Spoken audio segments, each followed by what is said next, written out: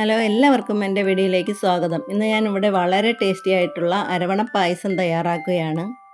വളരെ എളുപ്പത്തിൽ ആദ്യമായി ഉണ്ടാക്കുന്നവർക്കും ഉണ്ടാക്കിയെടുക്കാൻ പറ്റുന്ന ഒരു റെസിപ്പിയാണ്. 1 കപ്പ് അളവിൽ മട്ട അരിയാണ് എടുത്തിട്ടുള്ളത്. ഇത് നല്ലതുപോലെ കഴുകി അരിപ്പയിലോട്ട് അരിച്ച് വാരി വയ്ക്കാം. ഇതിപ്പോൾ ഇവിടെ അരിച്ച് വാരി വെച്ചിട്ടുണ്ട്. ഇനി 300 ഗ്രാം ശർക്കര എടുത്ത് നല്ലതുപോലെ ഒന്ന് ഉരുക്കിയെടുക്കാം. ഉരുക്കിയ ശർക്കര പാനി അരിച്ചെടുത്ത് മാറ്റി വയ്ക്കാം. ഒരു കുക്കർ അടുപ്പിൽ വയ്ക്കാം. അതിലേക്ക് കുറച്ച് നെയ്യ്, ഒരു 3 സ്പൂൺ നെയ്യ് ഒഴിച്ചു കൊടുക്കാം. അതിലേക്ക് തേങ്ങ വറുത്തെടുക്കാം. തേങ്ങ ചെറിയ പീസുകളായിട്ട് അരിഞ്ഞെടുത്തതാണ്. പഴുത്ത തേങ്ങയാണ് അരിഞ്ഞെടുത്തിട്ടുള്ളത്. അതൊന്ന് വറുത്തെടുക്കാം. വറുത്തെടുത്തൊരു പാത്രത്തിലോട്ട് മാറ്റി വയ്ക്കാം. ആ നെയ്യിലേക്ക് കഴുകി വെച്ചിരിക്കുന്ന അരി ഇട്ടതിന് ശേഷം നല്ലതുപോലെ ഒന്ന് ഇളക്കി കൊടുക്കാം. ഒന്ന് വറുത്തതുപോലെ ആക്കിയെടുക്കാം. ഇതിലേക്ക് 2 കപ്പ് അളവിൽ വെള്ളം തിളപ്പിച്ച് ഒഴിച്ചു കൊടുക്കാം. നേരത്തെ തിളപ്പിക്കാൻ വെക്കണം. അത് ഒഴിച്ചതിന് ശേഷം കുക്കർ അടച്ച് നല്ലതുപോലെ ഒന്ന് വേവിച്ചെടുക്കാം. നല്ലതുപോലെ വേവുന്ന അനുസരിച്ച് എളുപ്പത്തിൽ തയ്യാറാക്കാൻ പറ്റും.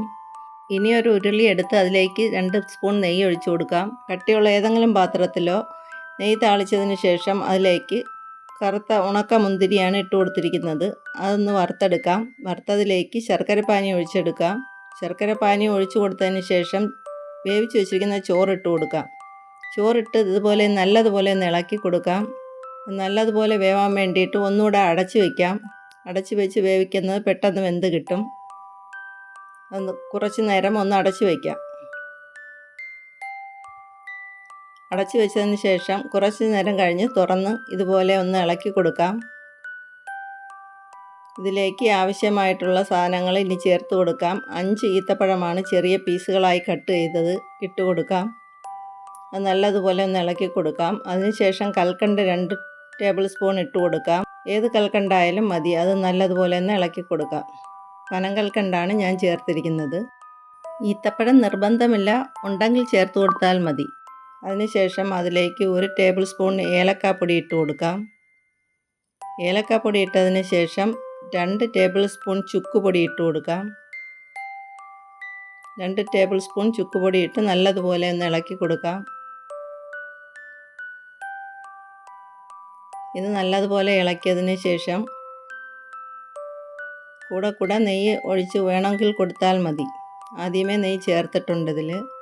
അതുകൊണ്ട് 1 സ്പൂണും കൂടെയൊക്കെ ചേർത്ത് കൊടുത്താൽ മതി. ഇതിലേക്ക് വറുത്ത് വെച്ചിരിക്കുന്ന തേങ്ങ ഇട്ട് കൊടുക്കാം.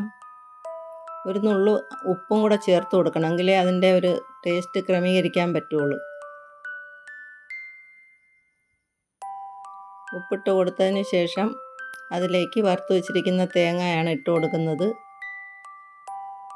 നെയ്യിൽ വറുത്ത തേങ്ങ ഇട്ടതിന് ശേഷം നെയ്യിൽ വറുത്ത അണ്ടിപ്പരിപ്പും കൂടെ വേണമെങ്കിൽ ചേർത്ത് കൊടുക്കാം. അപ്പം ഞാനിത് ചേർത്ത് കൊടുക്കുന്നുണ്ട്.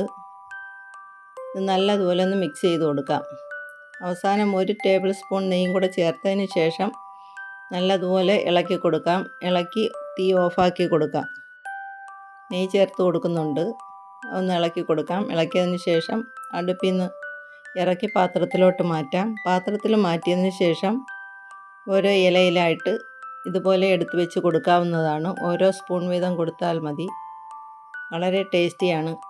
എല്ലാവരും കമൻ്റ് അറിയിക്കാൻ മറക്കല്ലേ. Okay, thanks.